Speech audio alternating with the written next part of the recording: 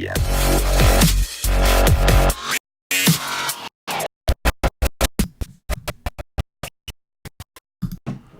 up, nation? Welcome to another edition of the Wise Take NFL DFS podcast. CK013 here, joined by the Triple OG of the Wise Take Nation, Patio Joe. You can find him on Twitter at Patio Joe. Ref, Joey, my man, it is week 8. We are almost just about halfway through the NFL regular season already. My, how time flies. How you living, bro? Doing well, like you said, it's halfway through the regular season. If you're in your seasonal leagues, you're more than halfway through because playoffs start week 14. So this is the time where you got bye weeks and stuff, and like this slate is coming up is pretty wild when I'm looking at all these games. Oh yeah, man, it's definitely a wild slate. We're at that point now. A lot of these injuries, we got guys coming back from injuries, guys leaving on injury. We got trades being made. We have really all kinds of things going on. So we're at that point in the season where even midweek shows, first looks, like they're even more and more irrelevant come Sunday because there's so much information you end up waiting on and so many things that pop up. Even last week, just to start with, what's his name? David Johnson, right? Everybody, they said if it was Friday, he wouldn't play. Then he ended up playing, and we're all like, what? He's playing? And lo and behold, he gets like one snap or whatever it was. And it's the Chase Edmonds show anyway. So it's like, we're at that point in the season, man, where these things kind of weigh in and coaches have to make these decisions and go with their gut. And sometimes they're going to change their mind halfway through. It gets wild, but it does get fun though. Like, don't get me wrong, NFL is always fun, but this stuff is kind of fun. Like at that Sunday morning crunch time, bro. Like when you're building those teams, the final ones, it's like you feel it. Like the heat is on. Yeah, I think with this slate, like I'm just looking at the games, like this is like the first slate where I kind of like something a little bit of almost every game. You know what I mean? Like, I feel like, yeah, I could see you going there if you want to go there. Yeah, I could see a bit of that. There's some games where you just cross off right away. Like, some weeks. This week, like, even like kind of like the boring games, you can see people going to them. So that means that I think ownership's going to be spread out a little bit more. Obviously, in cash games, there's going to be some obvious value plays that are going to open up, but when it comes to game stacks, I think that there's like two obvious games that people are going to want to stack, that being, Seahawks and Falcons. And then the other game would be the Raiders and the Texans. I think those are like the two obvious chalk games that people are going to go to. But then I feel like you can get a piece of, Philly at Buffalo, I think could be interesting. The Giants at Detroit, I think could be a very, very interesting back and forth matchup. The Chargers and the Bears, there's something a little bit to that. I think the Bucks and the Titans, if they can kind of get their offenses going in a little bit better pace, I think that's a decent game. And then, everybody's going to want to go to that late game too with the Browns and the Patriots. So I think this is just going to be a wide open slate. Yeah, I completely agree, man. I think there's, like you said, just a bunch of different ways you can go, a bunch of different ways you can approach it.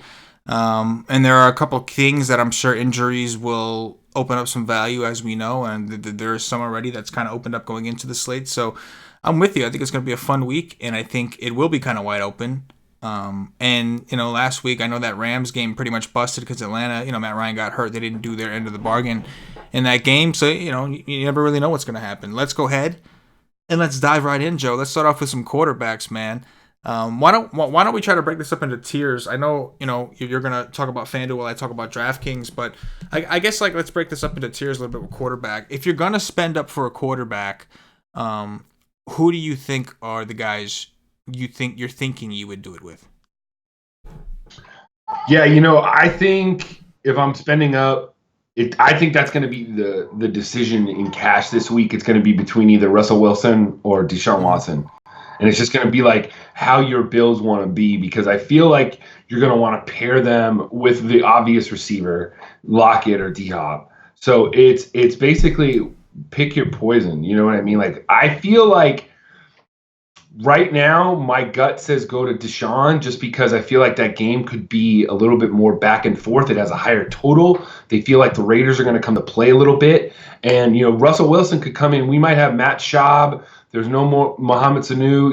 It could kind of get sort of ugly a little bit.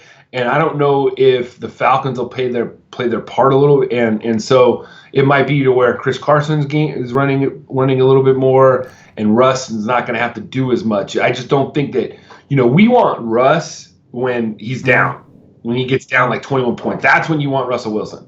Last week was a little bit different. They just could not get it going at home against the Ravens. But normally, you want that kind of script. Like you were relishing, if you had Russell Wilson last week, you're like, oh, he's going to come back in the fourth quarter. It's going to be one of those games, and you're going to ship it. But, it just didn't seem to work. But I think this week, I feel like the Seahawks are going to be like ahead. So if you're paying up right now, I'm gonna probably go with Deshaun Watson. I hear you, bro. I'm looking at it from a DraftKings perspective. I kind of agree. Both these guys have rushing upside. Wilson, I think, has a little more. He's a little more willing to run. His offensive line has been banged up, making him have to run. But I'm with you. Atlanta's at that point by trading away Sano. I think they kind of they're folding. Like, I mean, come on. They lost to the Cardinals. They're 1-6. What are they? 1-6 at this point? Like, I think they understand. All right, it's going to be time for us to have to rebuild this program a little bit, and we don't even know if Matt Ryan's playing. If Matt Ryan's healthy enough, he may not play this cause. I mean, like, why play the dude injured? Unless he plans on retiring or something end of this year. But and they have a bye. They have a bye next week too. Right. Is that what is it? Just makes no sense. I don't know. We'll see. I guess it depends on how desperate their coach is, because he'll probably get fired by the end of this season. The way this thing went. You go to the Super Bowl, you blow it in the Super Bowl a couple years ago against the Patriots, worst comeback. I mean, worst blown game ever in the Super Bowl, whatever. But yeah, I totally get it. And I think that conversation on DraftKings, it's the same way with Russell Wilson and Watson being so close together. Let me ask you about the Drew Brees situation. Brees was limited in practice on Wednesday, so I don't think he's going to play. I mean, I think they're being optimistic and pushing him, and I think the buzz of him being around is comforting. Do you think there's any shot he plays against Arizona? And if he does, are you interested at home against the Cardinals? All right, first of all, if he does, he's a GPP play. I'm totally with it. At 7,200 on FanDuel, that's just too good of a price, playing the Cardinals in an up-tempo game, which we're going to like. I don't think he plays this week. I really don't. I think that going into last week when he was practicing a little bit, he was a little bit limited or throwing the ball a little more, and they were going into Chicago. Everybody thought Chicago coming off their bye week, Teddy can't go into Chicago and win. Now they won the game, and I feel like they got the Cardinals coming into town, and I feel like that they know that they can win this game. Just sit Brees for another week, play Teddy, have another bye. They have a bye in week 9 also. So to me, I feel like it's week 10. That's when Brees is coming back. And if he isn't, then if he does come next week, I feel like, or this week, then Brees is. You can play him in GPPs, but I probably won't get there. But if I was doing multiple teams, like a lot, like I could see, putting him on there because you're hoping for a shootout. But I just don't know if the Cardinals are gonna bring that kind of offense into the Superdome on Sunday. I hear you. I hear you. Any other quarterbacks you wanted to touch on? I mean, it's only Wednesday. We got a lot to discuss. I mean, yeah, I wrote down a little bit. I feel like people are gonna want, if they're gonna want to pay down in cash, they might go to Tannehill. That's gonna be like the popular play against the Bucs that gives up a lot of passing yards. I feel like Josh Allen is another decent play. Paulie D brought up a really good point in cash games. He just feels like you have to lock in a quarterback with rushing ability. So to me, that makes it for cash games on Sunday is going to be either Russell Wilson for me, Deshaun Watson, or Josh Allen. Those are the 3 running quarterbacks. They got good matchups also. But if you wanted to pivot or go down, and really, really wanted to go down, I could see doing Tannehill. I don't think you're going to need it, though. I just don't. I feel like the build and the way the value is going to open up, you're going to want Deshaun Watson or Wilson or one of those top quarterbacks. The GPP quarterbacks, though, Matt Stafford, I feel like is a great GPP pivot off of all that. Going up against the Giants, he's the one guy that I feel like is a good pivot off of all those guys. coming off of throwing for over 400 yards last week against the Vikings. So he gets a worse secondary, and Danny Dimes likes to throw up the field, and it might be a sneaky shootout game. So Stafford as a GPP pivot out of all those guys, I like. I like the idea of that, especially you mentioned Danny Dimes, and like I've been playing him more, I think, than most, and that has not been a good thing ever since his debut. But I kind of agree with you. I think it could be a sneaky situation, just a little bit of a sneaky spot for him. In the game in general, I'm sure that there are going to be players that are going to become popular on Detroit, at least in terms of the running backs, with Kerryon Johnson on the IR. But I think the rest of the play, and then you got Saquon, who everybody will look at. But I think after that, I really don't think a ton of people are coming here. Even at the tight end position, Ingram disappointed pretty badly last week in what was perceived to be the nut spot, right? Tight ends against the Cardinals. Which, don't get me wrong, a tight end didn't get a touchdown. This wasn't Ingram. It was Rhett Ellison who got the touchdown. So that's just like a little salt on the wounds there.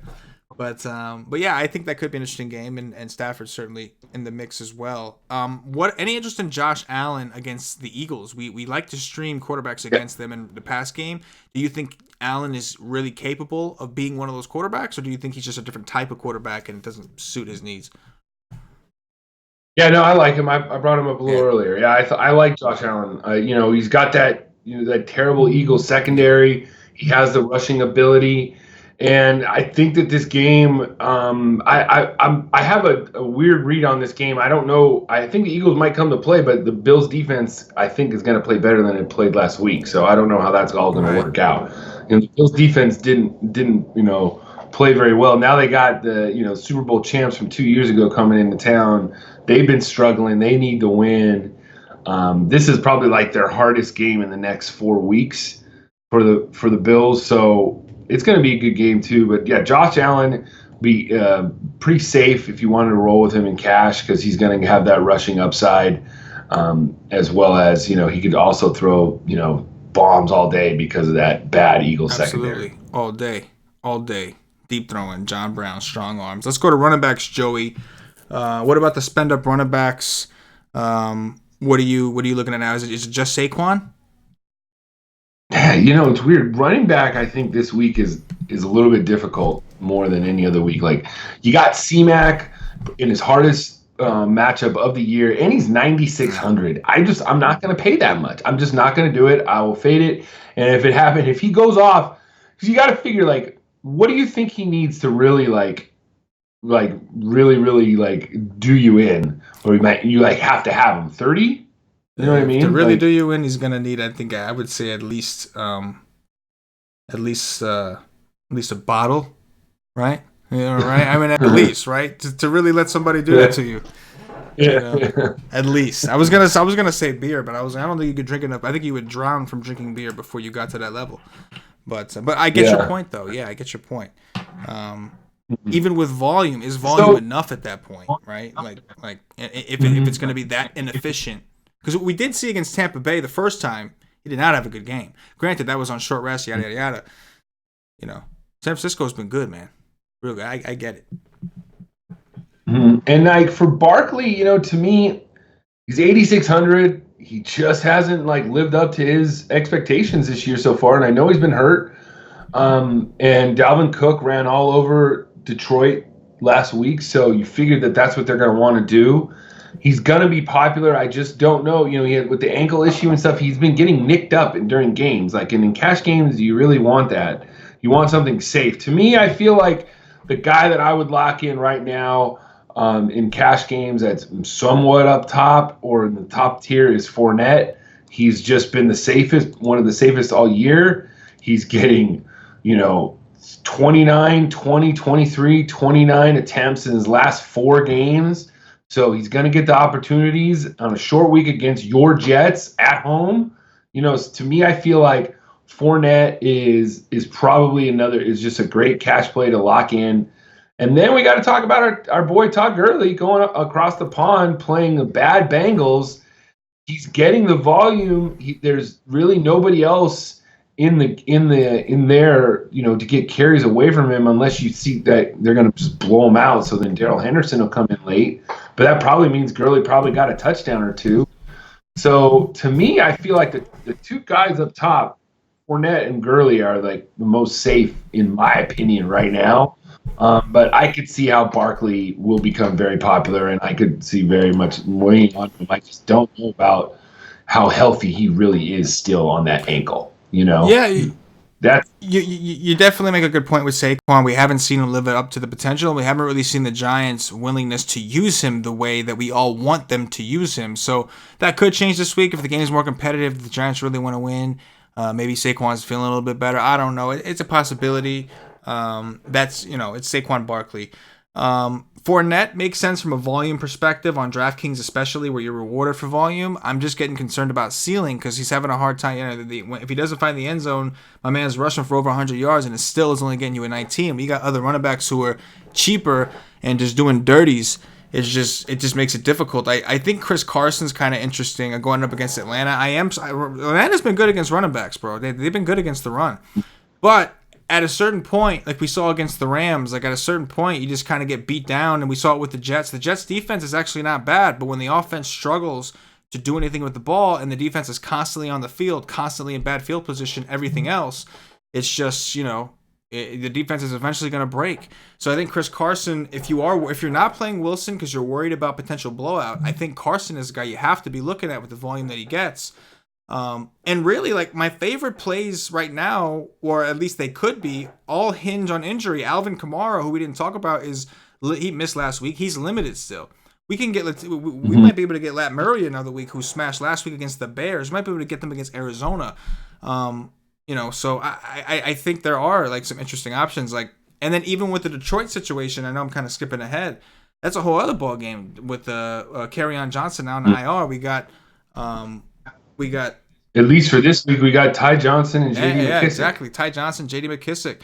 And Ty Johnson, as far as volume goes, 10 carries. He wasn't very efficient. It was against Minnesota. He got 4 targets, though. He did get 4 targets in the pass game. So those two running backs, Murray and Johnson, if we get those, my biggest dilemma on the slate is, like, how much of these guys do I have?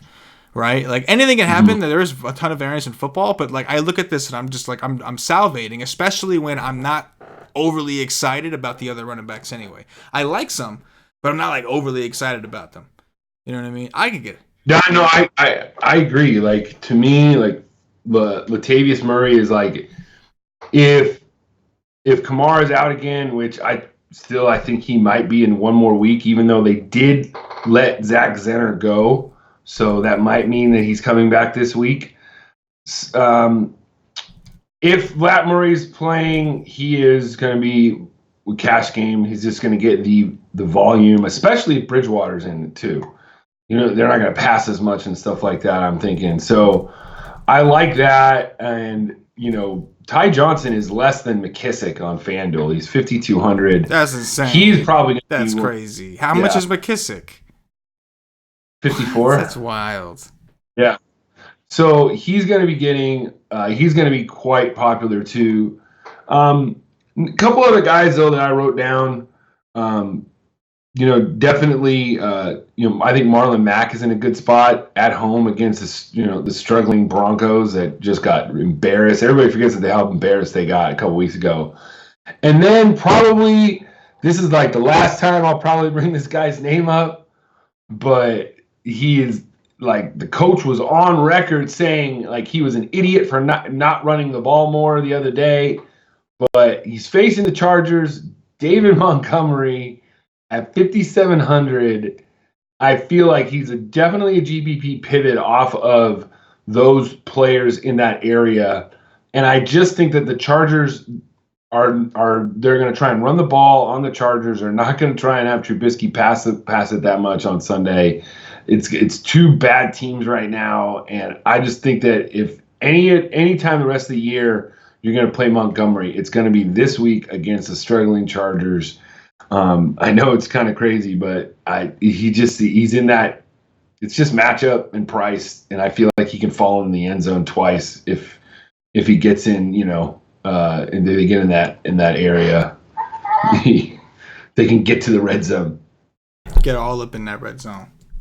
Yeah. All up in that red zone. Real quick before I resume the football talk, but quick shout out to me. Just binked it, Joey. Just took down the $4 20-entry max, the second one that opened on DraftKings for $2,000. Let's go. NBA is back, baby. NBA is back, baby. If you ain't set up for the NBA package, suck it. No, I'm just kidding. It's not it's not too late. You can still get up in there. Hit me up. We can work something out. Hit me up though. If you with the nation, get ready for a good year. Anyway, all right. Back to maturity. Back to NFL. Let's go over to wide receivers, Joe. D-Hop, right? Finally had a good week. Just so happens Will Fuller got hurt. Now, Will Fuller is going to be gone for a little while. You got Kenny Stills. You got Kuti, who we'll talk about as value options. But D-Hop, are we going to finally see the progression or positive regression, whatever you want to call it, for D-Hop? We can finally see it now. He's going to go back to getting those double-digit targets. He's against the Raiders, another one of those pass funnel type defenses. We talked about Watson. D-Hop, you in? What do you think? Oh, yeah. To me, the last 2 games he's gotten 12 targets, each game. So it's just a matter of getting in the end zone, and he only has 3 on the year. He could probably get 3 on Sunday against the Raiders. You hope that, that secondary is so bad, and they just traded Gary Conley, one of their cornerbacks, I think, to the Texans or something. So he just got traded, so their secondary is going to be even worse. So to me, it's like of the guys up top, you just don't it's D-Hop, pair him with Watson. Even if you don't play Watson and you play Wilson, pair him with D-Hop. You get part of Watson through D-Hop. So that's the way I look at it.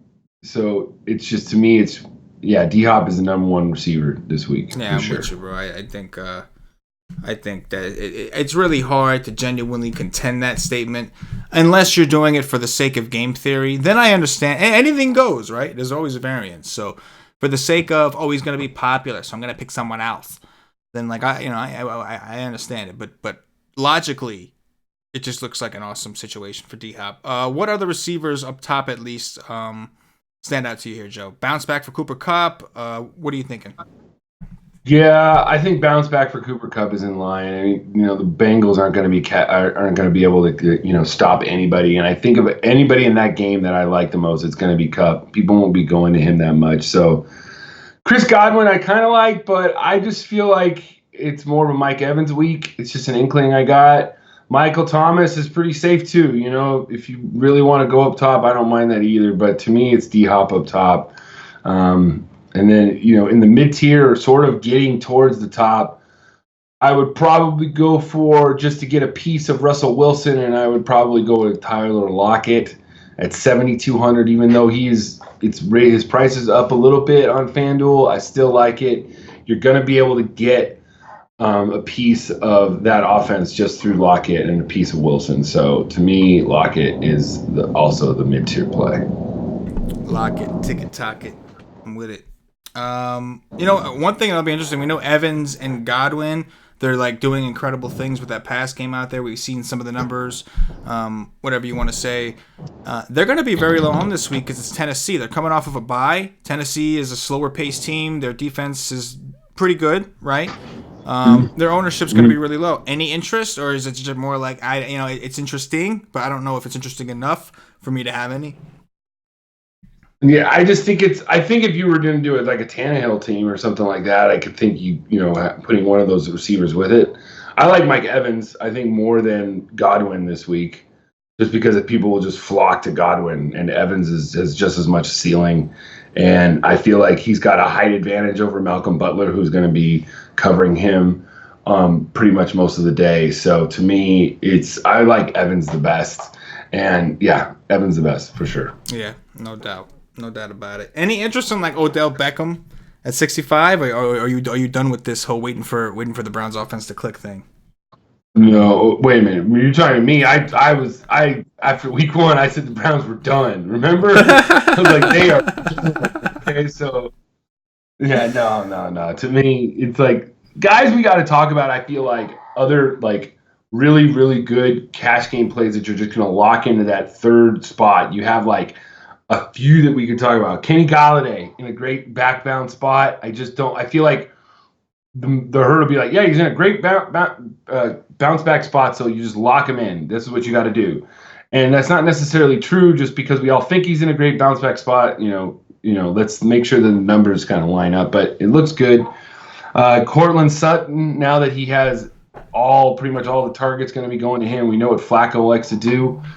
And then, believe it or not, probably maybe the most safest receivers this year is John Brown at 5,900. He has averaged over 50 yards, 50 yards every game this season, and at least 4 catches. So if you kind of throw that in there, that's a minimum of at least 1.5x almost. So to me, I feel like John Brown is pretty safe for your cash games, and he's got an amazing matchup against the Eagles where you could catch a bomb or two.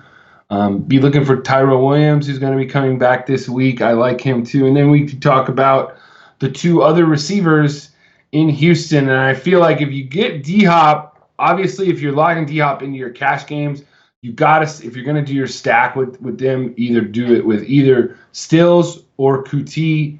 I probably prefer Kenny Stills. He seems to have a really good rapport with Deshaun Watson, and he's produced in almost every game that he's played. But to get a little bit contrarian, I think Kuti also, he just slides into that third role. So if you feel like this game is going to go off, which I do, you're going to want to have Watson with Hopkins and either Stills or Kuti. Right now, obviously, if you wanted to play Stills and catch too instead of Hopkins and go somewhere else, I'm down with that too. I think Stills is pretty damn safe at 5,600 on FanDuel. I feel you. I got a question for you. Golden Tate Revenge? Yeah, I guess. I mean, it's not. I guess. I feel like he's more of a DraftKings play, anyways. But yeah. Right. What's his price on FanDuel? Yeah, it's 6,100. It didn't really go up. I could see it. He's going to go under the radar a little bit. Maybe DJ Chark too. I feel like the most fish play of the whole week is Marvin Jones. Yeah, right? Yeah, absolutely. You just don't want to go there. Yeah, absolutely. Calvin Ridley should also, if Atlanta does want to win this game, if you are doing this kind of build, Ridley, it just seems like whenever they throw to Ridley, he gets touchdowns. It's just a matter of how often they throw to him. With Sanu gone, maybe if Matt Ryan does play, if this team really is trying to win still, maybe we should see Ridley smash in this spot. This is like a Ridley smash spot at home, right? It's just a matter of how badly they want to win. Want to win or not? Yes, no? I don't know. You tell me. I don't know. Let's go over to tight ends, Joe. We know how much you love tight ends. We know how much young quarterbacks like to blanket their tight ends. I have a tight end. I heard it's a very nice tight end. So props. Very shout out to you on the thank you on the tight end. On the tight end. Good. Tight end is actually there's not very many I like this week, but there's a couple that we're kind of looking at injury news. And obviously if Jared Cook is back, he's going to get some popularity just because he's facing the Cardinals. We all know what the Cardinals do. We don't have to bring it up. So I like that. But if he doesn't play, Josh Hill is going to make for another bougie play because he's going to be really, really cheap. Another thing we're looking at is whether Delaney Walker plays or not. If he sits another game, Jonnu Smith I really like. I feel like he'll be really involved in the passing game. And the Buccaneers are second or third worst behind the Cardinals when it comes to covering the tight end. So, and then the one piece of the Falcons offense that is pretty awesome, Austin Hooper going up against the Seahawks. Seahawks can't cover the tight end, and I feel like even if Shaw plays, he's going to be peppering Hooper with the targets. Also, don't mind Darren Waller. Even though he's got a tough matchup, there's really not much else in there. Evan Ingram is for a good backbound spot. I like pairing him and Golladay just for just having a piece of that game. It's not bad either. But that's pretty much it. I don't feel like, I feel like if you got to, if Delaney Walker's out, I really like Jonnu Smith. And I think that if you want to go down the road of insanity, maybe not this week, but OJ Howard is going to score a touchdown in the next few weeks because he has really good matchups coming up. So he's facing Tennessee, who can't cover the tight end very, very good, and we saw what Hunter Henry did last week, who's been dropping dirties last 2 games. That guy is awesome. Like Phillip Rivers. Yeah, is like, I mean, you could play him tomorrow. You can play him. I guess he would be the one piece of the Chargers offense that I wouldn't mind going with on Sunday, but I still think that, like, to me, it doesn't, like, this has got to be the Matt Ryan injury news, because Austin Hooper has been pretty much the most consistent tight end of the whole year, and he's still the 4th most expensive on FanDuel. So Austin Hooper,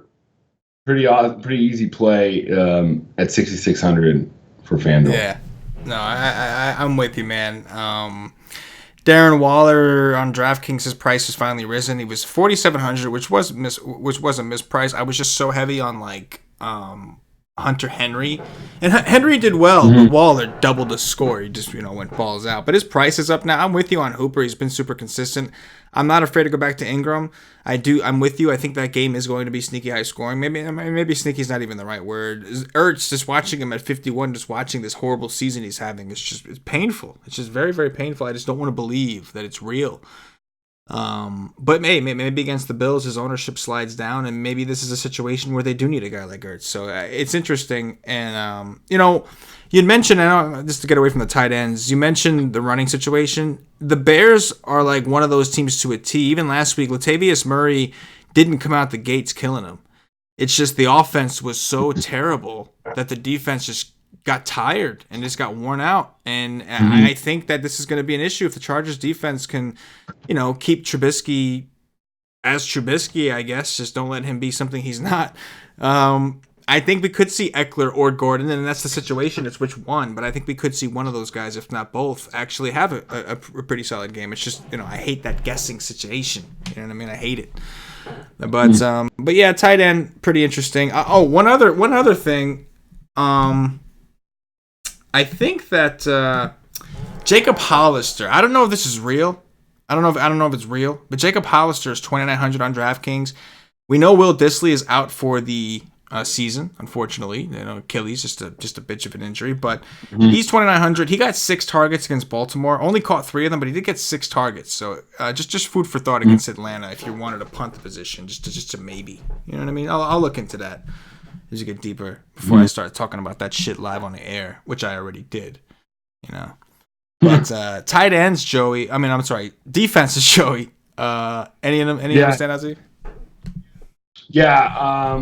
So obviously for defenses, like you have the Patriots up top, which everybody's gonna go to. They've been, some of the best fantasy players of the whole season. So, and they're only at 5K, so I like that. The Rams you can go to too, but the defense that I'm going to, and I might be going crazy, but last week, remember what I told you, how the Titans were in a good spot because the Chargers offensive line is terrible. Yes. Well, the Chargers just lost another offensive line. So on Sunday, Khalil Mack is going to cuckold Phillip Rivers the entire game. Phillip Rivers is not going to have enough time to do anything. And I just feel like it's going to be so bad on Sunday that the Chargers, you might be right with Gordon and Eckler, because if they don't run the ball, it's going to get ugly. So I feel like the Bears defense, they got embarrassed by the Saints, and they feel like this is a get-right spot against a struggling Chargers team. So to me, the Bears right now are my cash game defense. And then if you wanted to go down a little bit more, I like the Bills at 4,300. I feel like they're going to come out inspired against a better offense. I feel like they kind of overlooked the Dolphins a little bit and let them stay in that game a little bit longer. So the Bills, the Saints defense as a GPP pivot, even Kyler Murray coming in, I don't think they care. The Saints defense is rolling right now, and they put up points. So that's what you want. You want pick sixes or stuff like that. And I feel like they're going to have something for Mr. Kyler Murray on Sunday. And then, I don't know, I guess the Niners you could look at because they're just rolling right now. And the Panthers are coming off a bye, but that don't really bother me. And the Panthers D itself, they hold their quarterbacks down. So if the Niners can't run the ball, the Panthers D might be a decent pivot also. Yeah, absolutely. Absolutely. Digging them defenses, though. Patriots 4,300. Just like, they kill me, bro. Like, they're good. There's no, I'm not denying before anybody says I'm a Patriot hater. Like, it's not, they're good. They're a good defense. But they play nobody, and they get some of the luckiest situations. I mean, they just kind of step in shit sometimes. You know what I mean? Like, just pretty wild. So it's like, I'm just waiting for one of these teams, and it would just be so fitting if it was Baker fucking Mayfield, of all people, to come out here and just put a shit stain right across that Patriot defense. But at 4,300, hard to argue against anyone who would want to take them. The Rams seem like a pretty safe bet at this point. Cincinnati, not a good offensive line, just a mismatch. Rams do have some pass rushers. They can make life difficult for Mr. Andy Dalton. Though I guess you could argue that Andy Dalton is kind of used to it at this point. He's been playing under pressure for most of his career at this point. But yeah, I mean, other than that, you've got your chances you can take. I think Indianapolis, the Colts, are kind of interesting at 2,900, especially considering that Denver did just trade away Emmanuel Sanders. Not that they were using him anyway, but just to me a sign that they're not, going after nothing. And the Colts are playing with some confidence. They're playing well. Their offensive line has done well. Their defense has not been as bad as I think people thought it would be coming into the season. So that's a big fat maybe is what that is. It's a big fat maybe. For show. Nation, we're gonna do what do we usually do? I don't know. We gotta do our bets. We gotta do our weekly bets. So we're gonna do our week three. I keep saying week 3. Our 3 bets for week 8. But first, I'm gonna remind everybody, if you haven't checked us out at whitestate.com, get over there. Come join the Nation. We're a DFS premium content provider. We're also a DFS community. Our goal is to help make you a better player. It's not, we give you, picks and plays and things like that to try to help you on a week-to-week basis, day-to-day basis for different sports. But our goal is to help make you a better player. We offer day passes for daily sports. We have week passes for weekly sports. We have all different kinds of packages that are flexible. However, we do recommend you get into our Slack chat. That's only available for monthly members or higher. You save money that way anyway. So come check us out at whitestate.com. See what it is we do. Try it out. You'll find our content for football up over the weekend. It's Wednesday night, Thursday morning as we're doing this. All right, Joe. Week 3. If I keep saying week 3, damn it. What are your 3 best bets for week 8? Carolina, San Francisco under. Ooh. That's like my favorite bet of the week. It's Carolina, San Francisco under, which means that they'll probably hit the over. That's how it works, right? I mean, it was like last week with the Saints and the Bears. You thought once Kamara was out and Trubisky and his inept ass, but then it was like, what, 36-25? Yeah. So I like the Giants in Detroit over. Yeah, I like that. Like that. And then I like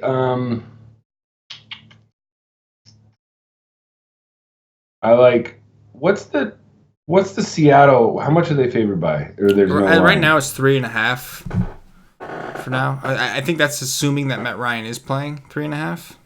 Yeah, I'm taking Seattle minus 3.5 right now because I mean, if I was betting Vegas right now, I'm betting he's not playing, so I want those points, right? Right. Even if he does, they suck. So it's like, yeah. So I think Seattle minus 3.5, and then those 2 other games for sure.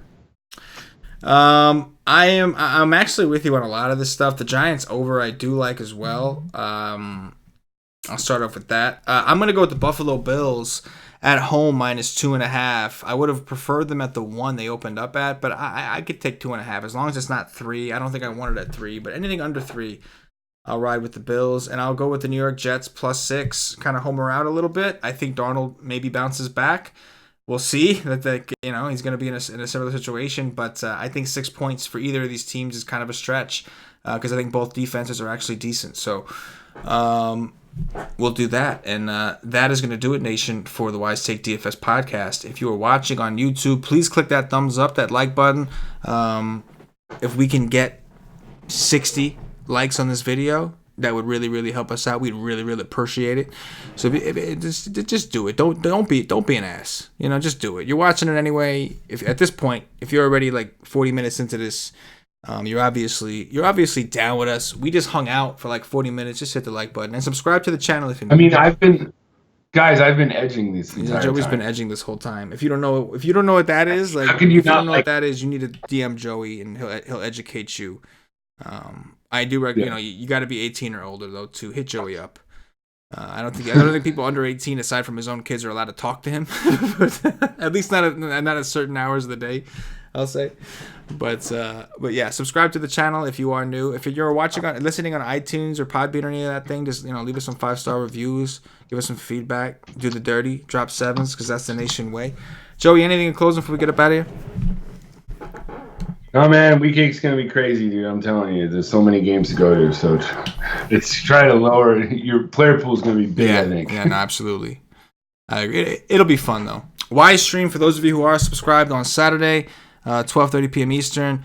Joey, FanDuel breakdown will be out, Friday or Saturday, latest Saturday. Yes.